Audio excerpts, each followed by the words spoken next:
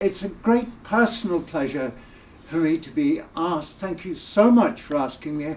I've known Malachy's family for a long time. I've known him probably. There's a lovely photograph of him as a teenager in here with his grandfather, and I've certainly known him since those days. And so personally, it's lovely to be here. It's my first visit, and a lovely place. I'm so glad that you composers have got such a good team to look after you. So that's my personal feeling of delight. And then I was introduced to this wonderful creature. That's the Irish double bass. Never mind about the player or the music or anything. There's not quite Irish, I understand. But what a wonderful creature he is. My experience of double bass is really not in a contemporary solo version. Well, perhaps not many people have that pleasure. They will now. My experience has been, well, first of all, as a violone playing Baroque and early music, and of course, the plucking variety in jazz with that unique jazz combo of the piano trio, piano, drums and bass.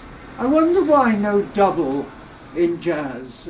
It's never referred to as a double bass in jazz, and indeed I've never heard of a single bass other than the singers. So I'm not sure about that. So my experience, it was very nice to be introduced to this wonderful fellow tonight.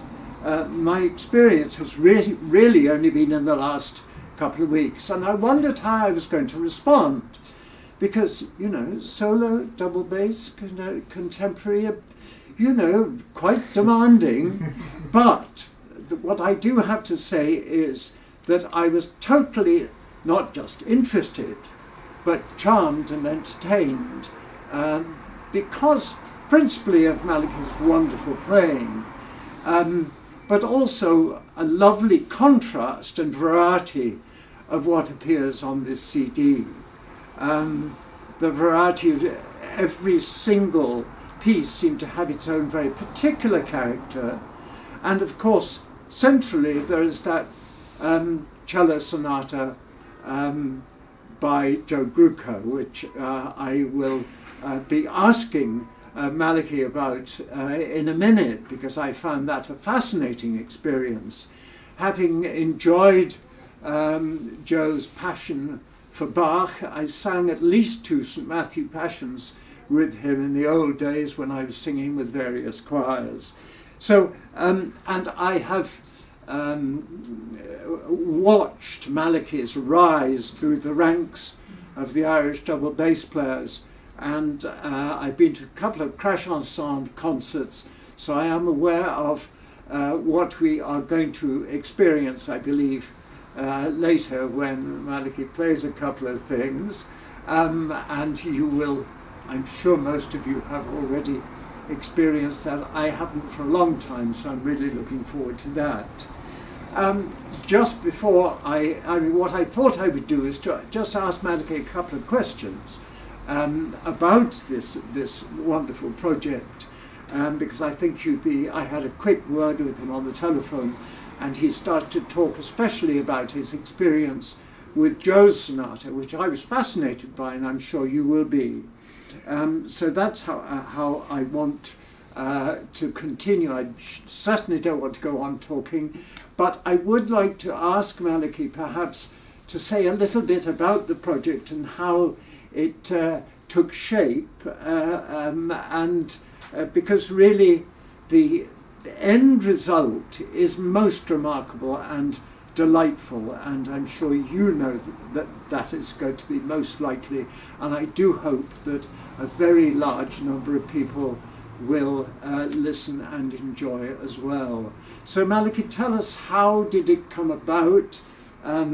Did it take a lot of your time in the last couple of years? Thank you, Jim. Over to me. Yeah, it did. I've been meaning, I knew that my granddaddy had written a cello sonata, and I'd been meaning for a long time, decades, maybe 2 decades, meaning to get around to have a look at it. And it wasn't that it was hard to find. It was there. It wasn't on the shelf in my house, but it was on the shelf in my parents' house. It was on the shelf in Vanessa's house. I could have got it, but I didn't. And the thing that was stopping me from picking it up was wanting to do it right, and wanting to have time to do it right, and wanting to have time to assess, in the first instance, whether it was a good idea to play it on the double bass. Because you can play anything on the double bass, but sometimes they don't sound so good, right? So you can play anything on the tuba too. So I wanted to have the time to look at it, not just to say, oh yeah, I could play that, but rather to look and say, is it a good idea, and how exactly would I play that, and to make the choices required, which takes, first you have to learn it as it's written, and then you have to try out different.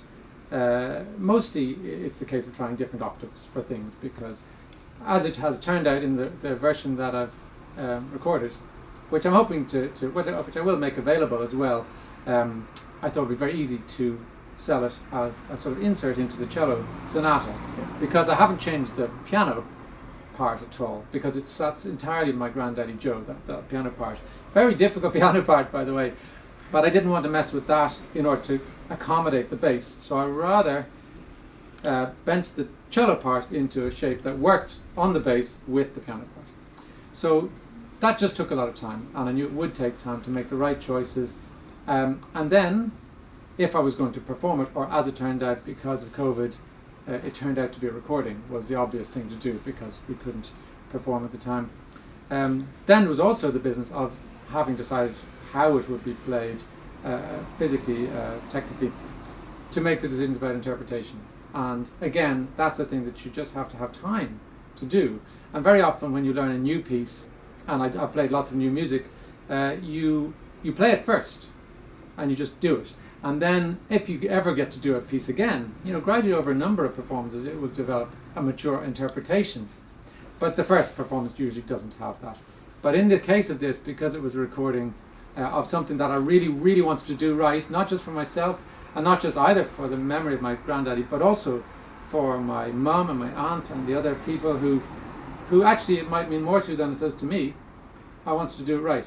And so this was the opportunity, because of the time we had with things being locked down. So it's honestly true, I never put as much thought into an interpretation of anything as I did into this, in order to record something which I wouldn't then listen back to and think, oh, I could make a better decision about that.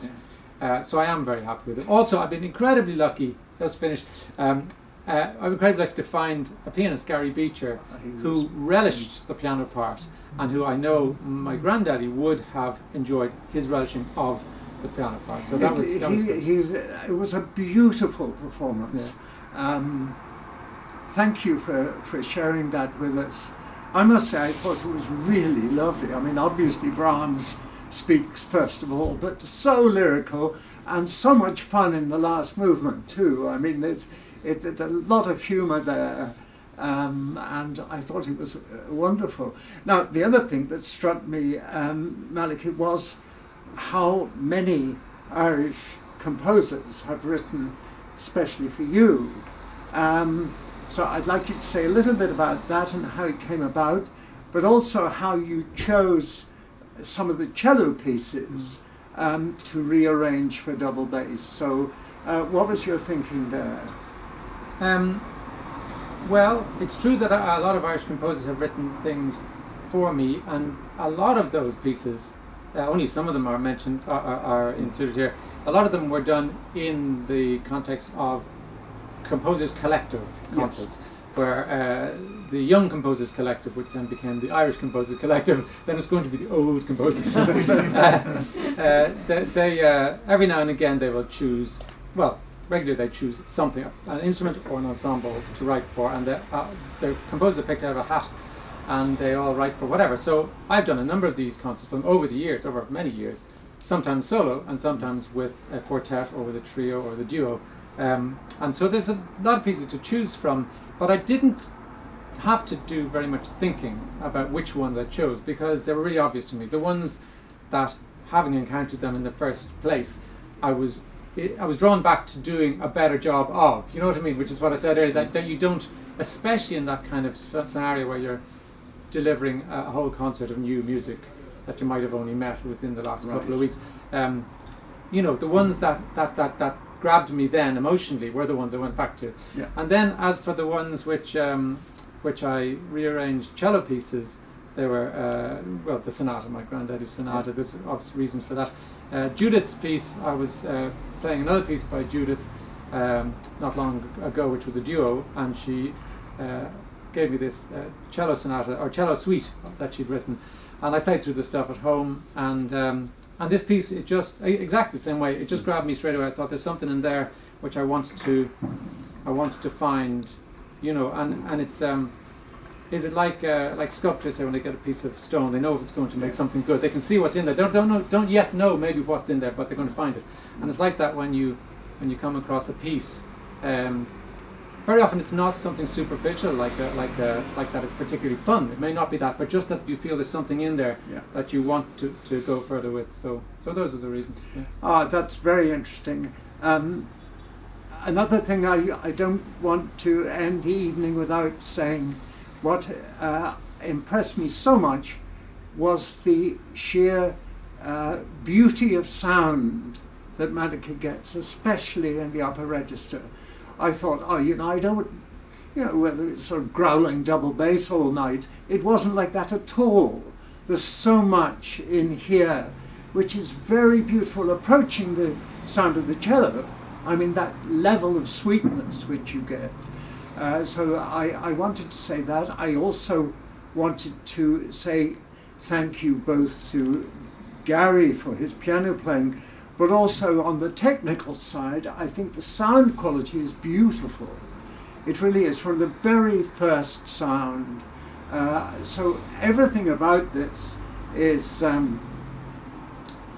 marvelous, especially the cover, which you've seen, which is great. I think we'll have to ask Malachy to repeat that act before the night is out. I don't know if the ceiling is tall enough. I don't think our insurance is up to it. I don't know if you know There's a lawyer talking. Sorry about that. I don't know if you know the famous Irish bass player David Daly, worked in Bournemouth for years and years, and David's a great guy, and he contacted me. He heard about this on something on the Facebook or whatever, and he said, where can I get a copy? And I said, well, you can buy it, or I can send you one, or you can download it. And he said, oh no, I'm going to buy one. So he ordered one from the CMC, actually, I think, because he didn't order it from me, so he obviously wanted to do it through the channels. But his first reaction when he got the thing was, he wrote to me to say, you didn't really balance that poor double bass, did you? I hope there was a cable holding it up or something. And I admitted to him that no, I did this. It was a photo shoot, actually for the Irish Chamber Orchestra, and it was probably about 10 years ago. And the photographer was asking us, is there anything that you can do, like a trick? Anybody got any, and I had heard of somebody doing this, but I'd never done it. And so I turned the double bass upside down, and I let go, and the photographer got it, and all of my colleagues were standing around the edge of the room, frozen, and like that, like the insurance. Nobody wanted to get near it in case they were somehow involved in the accident. So they wouldn't.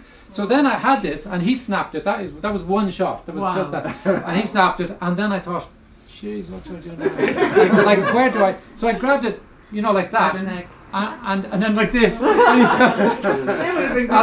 so that it's never been done. I haven't done it before, and I'm not doing it here tonight. But it's there, and it's just one of those things. It just happened, yeah. Well, I that's very interesting. Thank you so much for sharing all that, especially that last bit. Also, can I thank Lisa for your production of this? Yeah, absolutely.